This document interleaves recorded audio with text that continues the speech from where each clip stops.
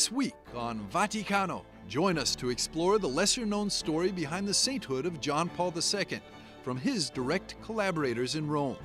Experience Christian entrepreneurial spirit with the Catholic Shark Tank, and visit Rome's Santa Maria in Via Lata to uncover the first dwelling of the apostles in the Eternal City. For this and more, Vaticano starts now.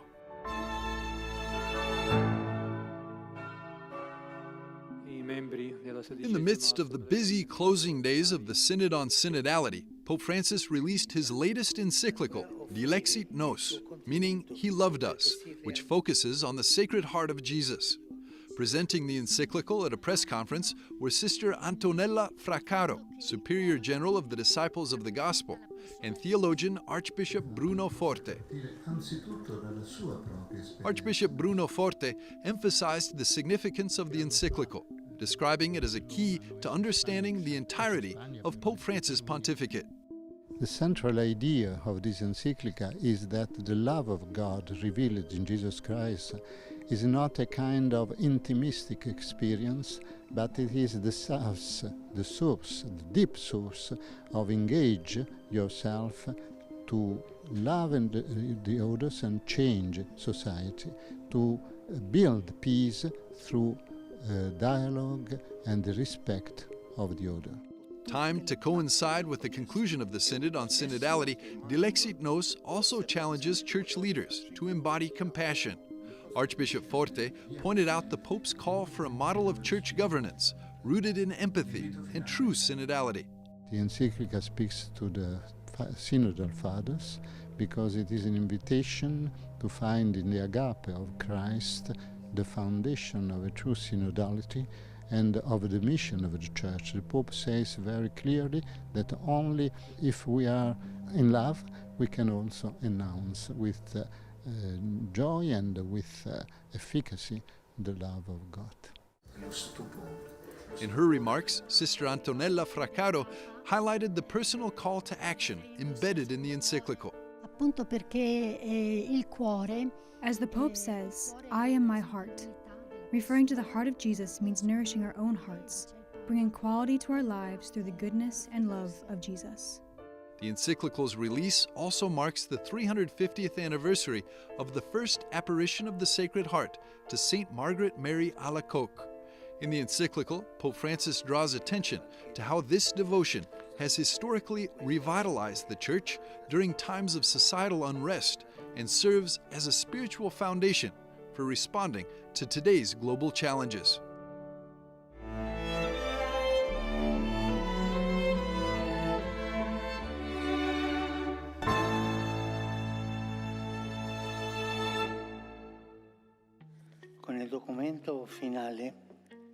After 2 years, the Synod on Synodality ended with a surprise. Pope Francis announced that he would not write a post-synodal exhortation. Non intendo pubblicare una esortazione apostolica. The Pope explained that he wanted to acknowledge the work carried out by the Synodal Assembly and that he saw no need to write an apostolic exhortation since the Synod's final document already provided very concrete indications for the Church. The Synod's final document was published on October the 26th. Each of its 155 points received two-thirds majority approval by the Assembly. Among them, the Pope approved a new proposal. Dicasteries will now be required to consult with bishops' conferences before publishing important normative documents, as long as it doesn't affect the doctrine of the Church. Cari fratelli e sorelle, The most divisive item during the voting was number 60, which deals with the role of women in the Church. In it, the Assembly concluded that there are no reasons that prevent women from assuming leadership roles in the Church, and stressed that the question of women's access to diaconal ministry remains open. This was explained by the Relator General of the Synod, Cardinal Jean-Claude Hollerich, during the press conference, which took place after the publication of the document. I fully accept what the Holy Father says. The Holy Father hasn't said women will be ordained deacon. He has not said women will not be ordained deacon. He has just said it remains open, it has to be studied. And if I understood correctly how that study group is functioning, it is first looking at what the women have done in history and can do in the church in sense of leadership, spiritual leadership, community leadership, and so on, without ordination. The following day, the pontiff concluded the work in Rome in the same way that he inaugurated it, with the Eucharistic celebration. More than 5,000 people gathered in St. Peter's Basilica for the Holy Mass. Fratelli, sorelle. Brothers and sisters, not a seated church, but a church on her feet. Not a silent church, but a church that embraces the cry of humanity. Not a blind church, but a church enlightened by Christ, that brings the light of the gospel to others. Not a static church, but a missionary church that walks with her Lord through the streets of the world. After Mass, the Pope went out into the window of the Apostolic Palace to pray the Angelus with the faithful and asked them to pray that all that has been discussed during the Synod of Bishops will advance for the good of the Church. Pater et Filius et Spiritus Sanctus. Amen.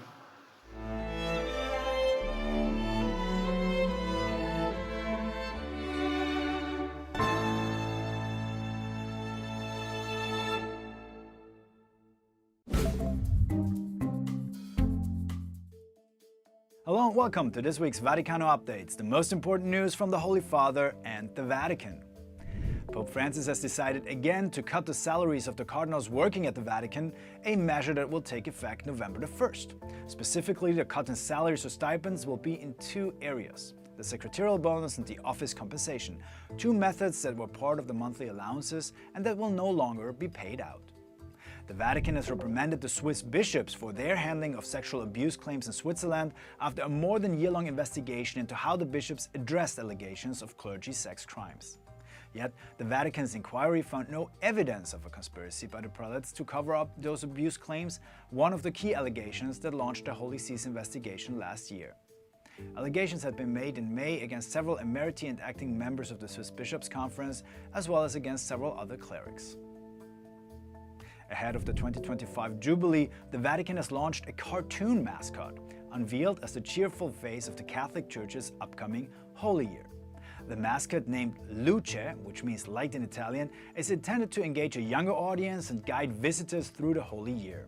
Archbishop Rino Fisichella, the Vatican's chief organizer for the Jubilee, described the mascot as part of the Vatican's goal to engage with the pop culture so beloved by our young people.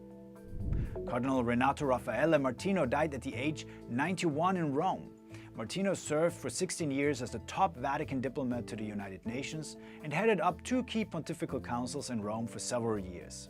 He also served as president of the Pontifical Council for Justice and Peace from 2002 until 2009, and he was the head of the Pontifical Council for Pastoral Care of Migrants and Itinerant People from 2006 to 2009. Pope Francis will open a holy door in Rome's Rebibbia prison on December the 26th, the feast day of Saint Stephen. It will be the second of 5 holy doors the Holy Father will open during the 2025 Jubilee Year of Hope, taking place from December the 24th in 2024 until Christmas Eve to January 6th, 2026, the Feast of the Epiphany. The opening of the Holy Door in the Roman prison will be a symbol of all the prisons scattered around the world, according to the Vatican. Thank you for watching this week's Vaticano Updates. In Rome, Andreas Tonhauser for EWTN Vaticano.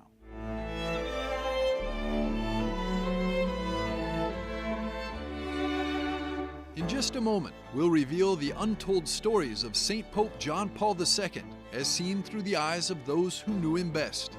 Stay tuned, only on Vaticano.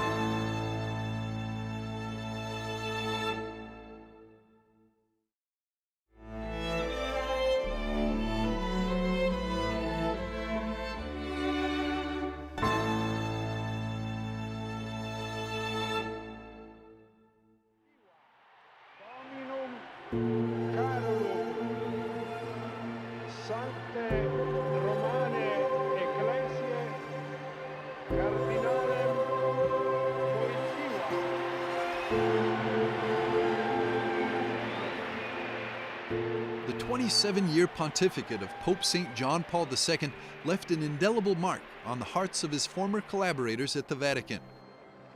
Even with the passage of time, they vividly recall the profound privilege of living and working alongside a saint.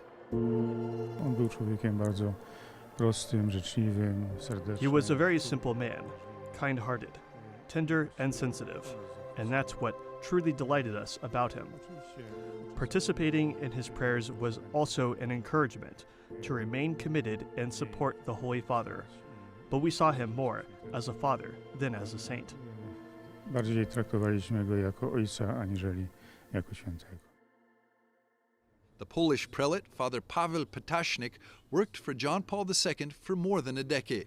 Moja praca polegała na tym, że When the Holy Father was preparing his texts, whether they were homilies or documents, he simply used to dictate them to us, and then I would write them down sitting next to him. When in 1994 he fell and broke his arm, he couldn't prepare his texts anymore, so he was suggested to start dictating. And so we started at 10 in the morning. He used to come after meditation, which he would start right after breakfast, and he dictated in full sentences. The text written down was usually put out right away. rano przychodził po medytacji.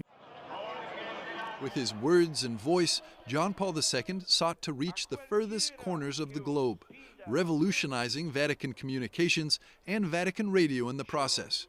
Umberto Civitarese dedicated 44 years to Vatican Radio, beginning in 1980. Mai avrei immaginato.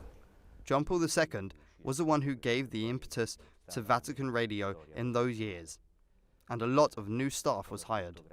He pushed hard for Vatican Radio's programming. It achieved more than 50 languages. Then it was a particular radio, comparable to Voice of America or Radio Moscow. Just a great radio that broadcast all over the world, and thanks to John Paul II, in those years, it reached the height of radio broadcasting. In quegli anni, secondo me, toccò l'apice della radiofonia. Civitarese oversaw the papal in-flight press conferences and accompanied John Paul II on approximately 60 trips around the world. Io mi ricordo un viaggio in Mali del Santo Padre.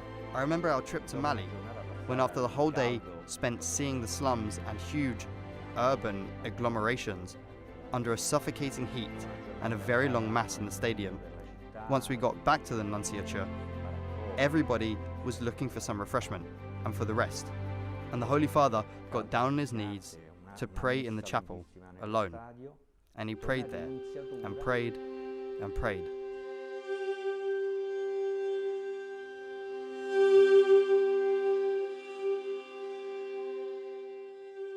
Prayer was the mainstream of his entire existence.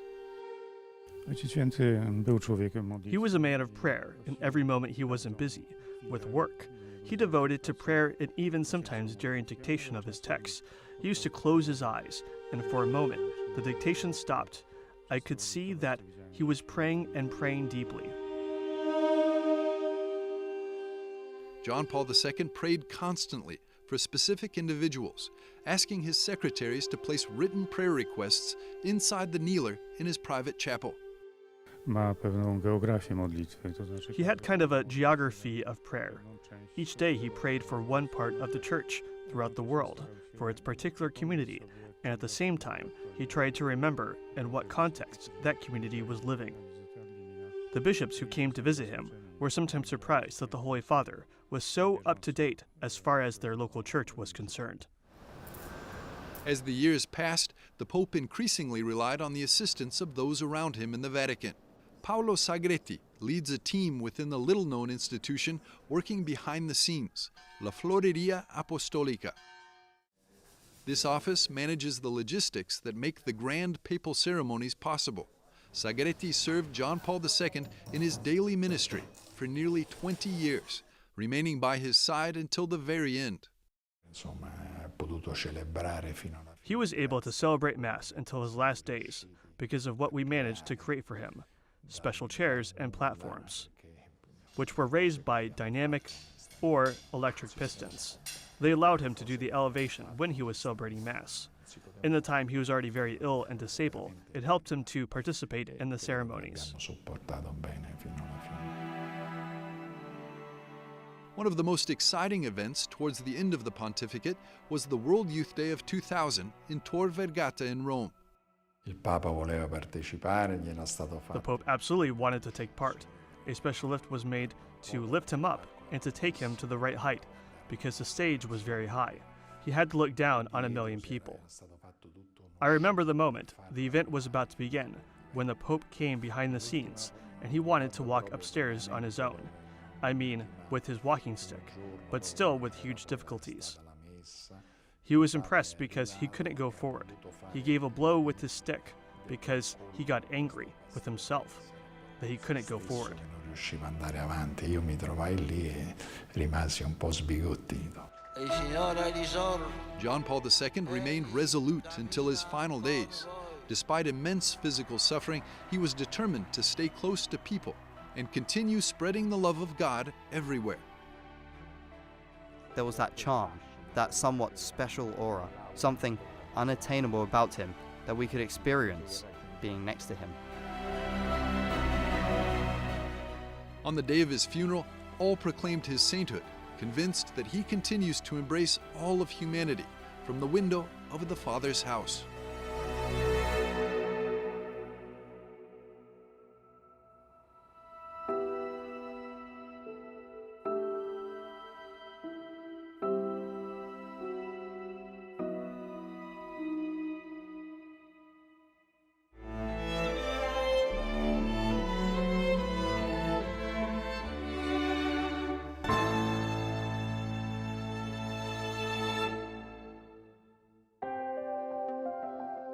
My name is Moritz Scholtisig and I am from Berlin, Germany. My name is Miriam Michaelbust. I'm from Norway, but I live in France. I'm Valeria Vogler-Deinhardstein. I'm an Austro-Italian entrepreneur. Yeah, it was great. Great opportunity for us to present our company and find fellow Christians who might invest also and mentor us to do the next step. On October the 14th, hopeful businesses and NGOs gathered in a boardroom at the Pontifical University of the Holy Cross in Rome to present their ideas to investors. However, these were not your typical startup pitches, nor were the investors the usual businessmen you'd find on the hit TV show Shark Tank.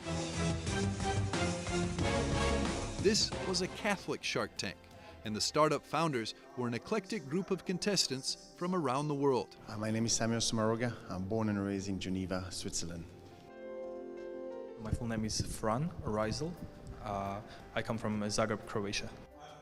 Pitching my startup project, which is a company that deals with naturally more delicious snacks, meaning a healthy alternative and products that are wrapped in compostable packaging. But how do business and investment align with Catholic social teaching?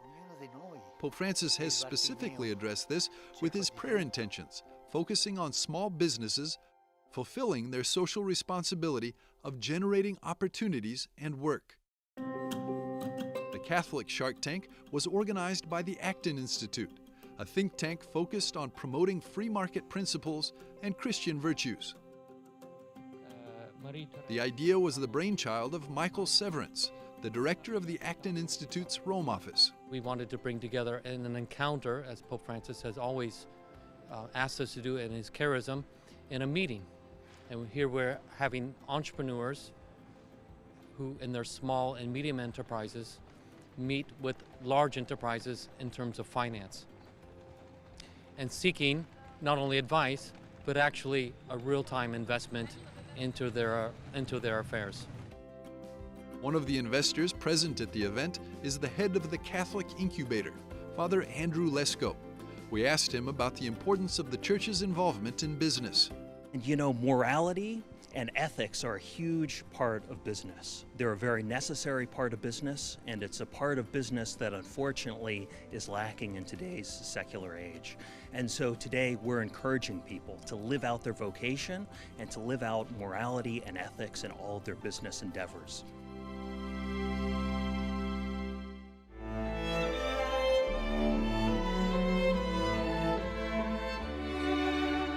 We'll be back after a short break to explore the first dwelling of the apostles in Rome, right here on Vaticano.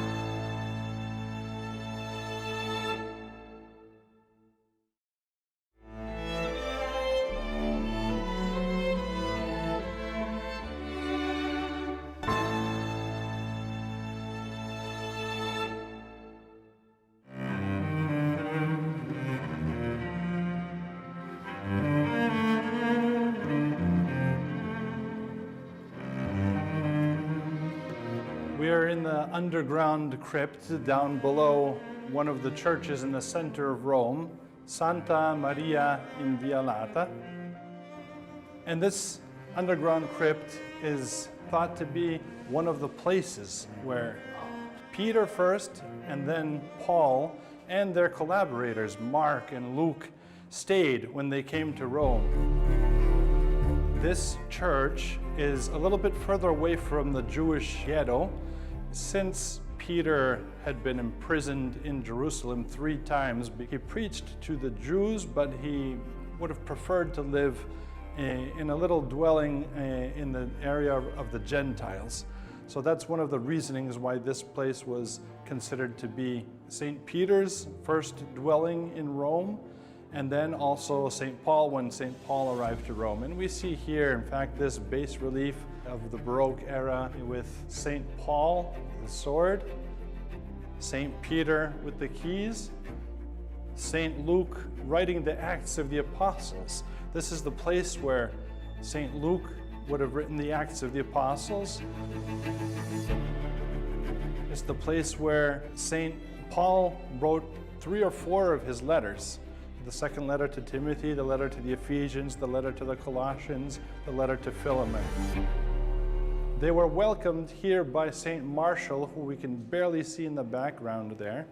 Martial welcomed them into his home here, and then he was converted by St. Peter and baptized by St. Peter, and wound up becoming one of the first bishops. He was sent to Limoges in France. So it's a pretty special place when you think about the presence of the apostles and all of the magisterial teachings that they handed down to us through the letters that were written here.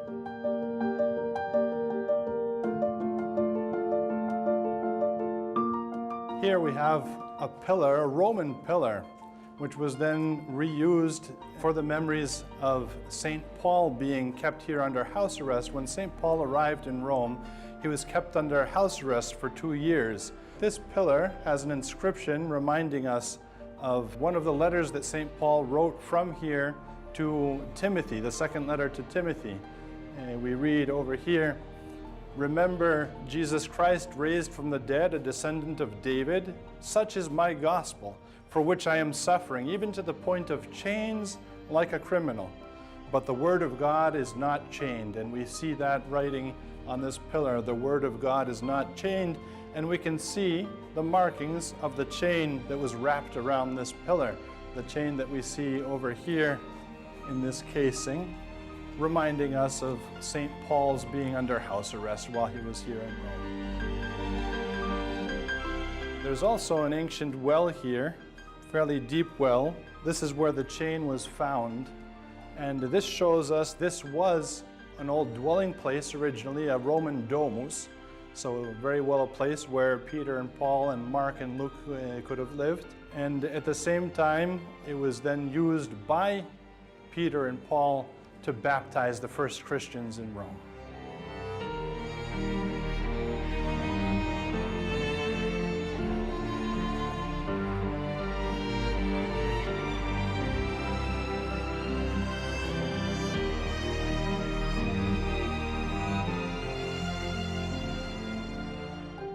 We are now in the upper church. This is a Baroque church that was built in place of the medieval church, so around the 17th century.